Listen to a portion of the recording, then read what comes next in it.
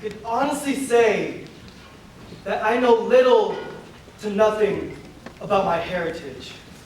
You see, it's almost guaranteed that if the future mother of my child wasn't brown, then any aspect of my culture will get lost in that marriage, for no native language flows out from the tip of this tongue. So I'm sorry, Auntie, but I can barely translate your Tagalog, so please wait before you tell me one of those Filipino jokes like, Anak, what's the ugliest animal? Ikaw! I'll respond to you saying, what the heck is an e-cow? I don't know if I lost my ethnic authenticity. It may have been the community I grew up in where Asians were the minority, over trying to reclassify themselves amongst black and white majority, island identity replaced by American authority. I lost my roots. Maybe I never had them at all. You see, I always mocked that elementary idea of AZN, Pinoy pride, but I never realized how proud I should have been. Strike that, should be. For the Philippines is more than just the native home of Manny Pacquiao, One Black Eyed Peas, Jabberwockies, Jessica Sanchez's, TFC, and people who show up late to their own anniversaries. No, it's a whole nation built upon forests engulfed in flames, entire cities devastated by typhoons of both sea and blood. It's where my ancestors survived as the villages were burned down, ash coating the feet of friends and family, centuries of history still.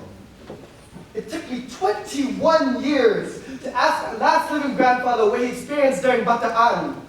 It took me 21 years to ask how he evacuated on foot, as 95% of his town was bombed. 21 years to ask about the barrios, the slums, where the famine children tremble as they lift their hands up to passerbys.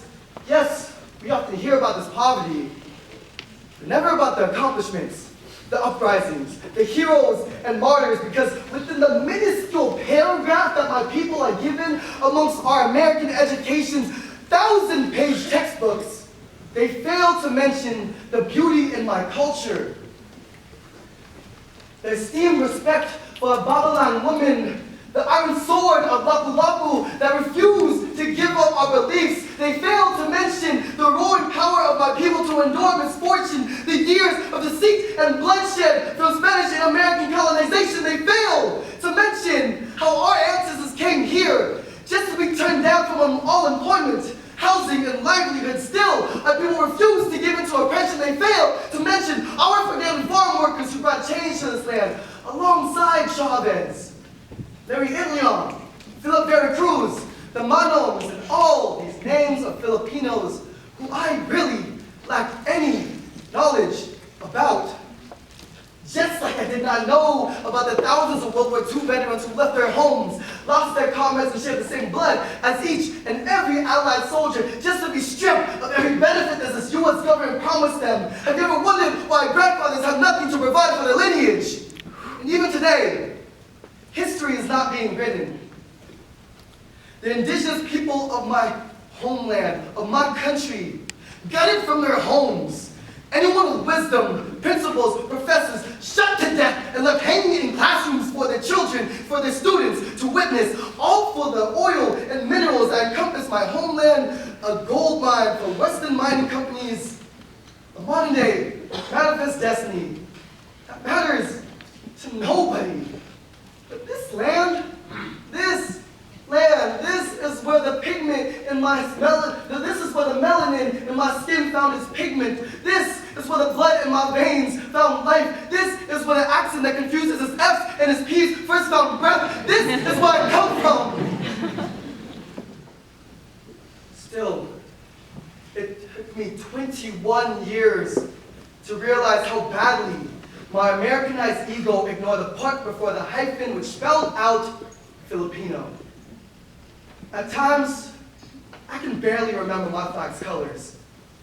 But by saying that I don't care about my ethnic background, I'm spitting in the face of my father and mother, implying that their entire life back home consists of nothing to be proud of. I'm skipping over an entire narrative of their life. For I am 21, and I am just now learning about my heritage.